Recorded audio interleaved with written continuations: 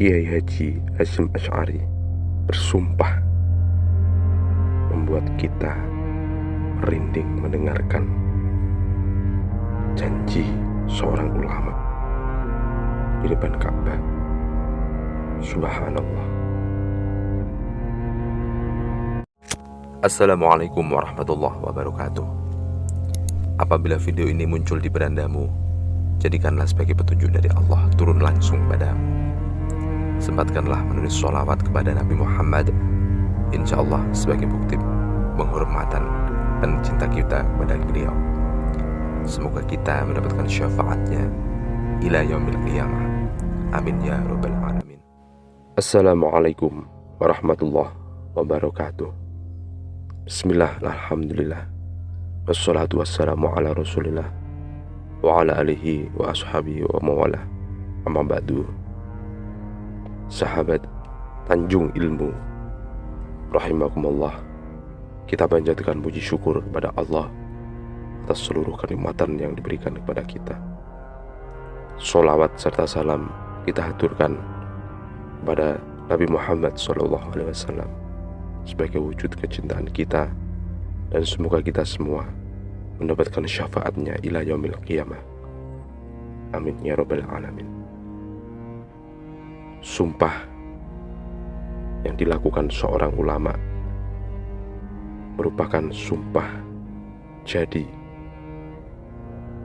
komitmen, janji yang diucapkan sosok ulama untuk mematuhi prinsip etika, moral, dan nilai-nilai keislaman dalam praktek keagamaan serta kehidupan sehari-hari.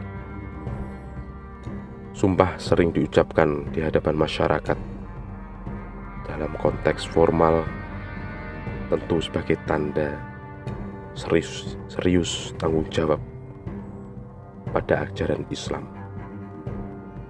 Hadratus Syekh Kiai Haji Hasyim Asy'ari pernah bersumpah ketika beliau di Masjidil Haram, tepatnya di depan pintu Ka'bah atau yang disebut Multazam. Sumpah pendiri Nahdlatul Ulama ini membuat kita merinding. Apakah sahabat Tanjung Ilmu sudah tahu? Alhamdulillah, sumpah itu ditepati beliau. Ulama besar di Indonesia ini sekuat tenaga berusaha menepati janji sumpah yang dilakukan dengan tanggung jawab sebagai pimpinan spiritual dan moral bagi umat agama Islam. Ini menjadi bagian tanggung jawab moral dan sosial yang diemban oleh ulama, melayani umat, bahkan menjaga integritas agama Islam. Apa yang disampaikan oleh Hadratus Syekh Kiai Haji Hasyim Asy'ari ketika kembali ke Indonesia setelah bersumpah di Masjidil Haram, menimba ilmu juga di tanah suci Mekah. Ia sempat bertemu dengan beberapa sahabat dari Afrika, Asia, bahkan negara-negara Arab lainnya. Ada satu yang menyamakan mereka: tanah airnya masih dalam kondisi terjajah. Pertemuan itu berlangsung di bulan Ramadan di Masjidil Haram.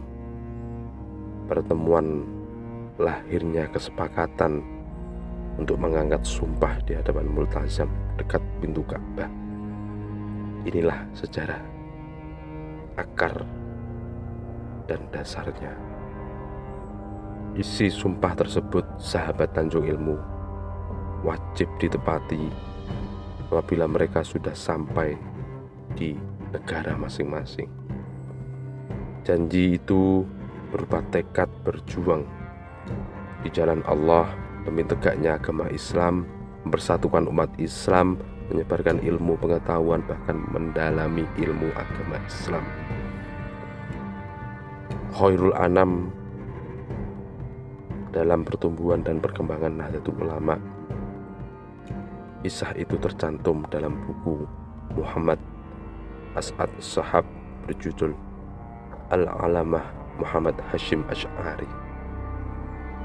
Khairul Anam memiliki pendapat dan mudah untuk dipahami kepada kita semua. Apabila tekad itu perlu dicetuskan bersama dengan mengangkat sumpah, karena pada saat itu kondisi sosial politik di negara timur hampir sama di bawah kekuasaan bangsa barat. Hadratus Syekh Kiai Haji Hasyim Asy'ari menepati janjinya setiba di Indonesia. Pada tahun 1899 Masehi, beliau mendirikan pesantren Tebu Ireng. Di pesantren inilah beliau dihimpun calon-calon pejuang muslim tangguh, mampu memelihara, mengamalkan, melestarikan, mengembangkan ajaran Islam di seluruh pelosok Indonesia. Menurut catatan Jepang, juga dikutip Khairul Anam dalam bukunya yang sama tahun 1942, santri Tebu Ireng menjadi alumni dan masih mondok sebanyak 25.000 orang. Namun ketika kolonial Belanda gerak-gerik, Romo Kiai Haji Hasyim Asy'ari tidak pernah luput dari sorotan. Bahkan pesantren Tebu Ireng banyak sekali hambatan, bahkan tuduhan-tuduhan yang dinamakan fitnah dilontarkan agar menjadi kerusuhan, bahkan pembunuhan. Setiap terjadi pembunuhan di area Jombang, pasti santri Tebu Ireng jadi sasaran fitnah. Dengan dalil tuduhan kolonial Belanda sering memberi teguran dan meminta Kiai Haji Hasyim Asy'ari agar menghentikan kegiatan pondok pesantrennya. Namun semangat juang beliau tinggi dan itu tidak mempengaruhi. Nama Tebu Ireng semakin hari semakin harum dan menjadi pusat perhatian masyarakat secara luas. Kolonial Belanda pun perlu mencari jalan pintas untuk menghentikan kegiatan di sini. Tahun 1913, Pondok Tebu Ireng secara ganas diserang oleh tentara Belanda. Bangunan pondok dihancurkan hingga berkeping-keping. Kitab agama di pondok pesantren dirampas, bahkan dimusnahkan. Tidak dijelaskan catatan-catatan sejarah tentang jatuhnya korban jiwa. Lalu diberitakan bahwa pesantren Tebu Ireng menjadi markas pemberontak, pusat ekstrim muslim. Pada para santrinya, beliau Kiai Haji Hasyim Asy'ari mengungkapkan kejadian ini justru menambah semangat terus berjuang menegakkan agama Islam dan kemerdekaan yang hakiki. Itulah janji Kiai Haji Hasyim Asy'ari yang sampai saat ini pesantren Tebu Ireng semakin maju, harum, dengan terus mengikuti zaman di era digital dan globalisasi ini. Semoga informasi ini memberikan pelajaran yang berharga untuk kita, bahwa semangat juang menegakkan syiar Islam itu tidak ada hitungannya.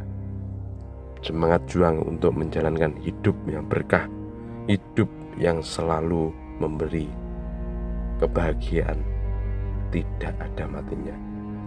Semoga Romo Kiai Haji Hasyim Asy'ari mendapatkan tempat terbaik di sisinya dakhalal jannah. Dan semoga kita semua selalu mendoakan beliau. Amin ya rabbal alamin. Kami akhiri, ihdinas siratal mustaqim. Allahumma wafiq ila aqwamit thoriq. Wassalamualaikum warahmatullahi wabarakatuh.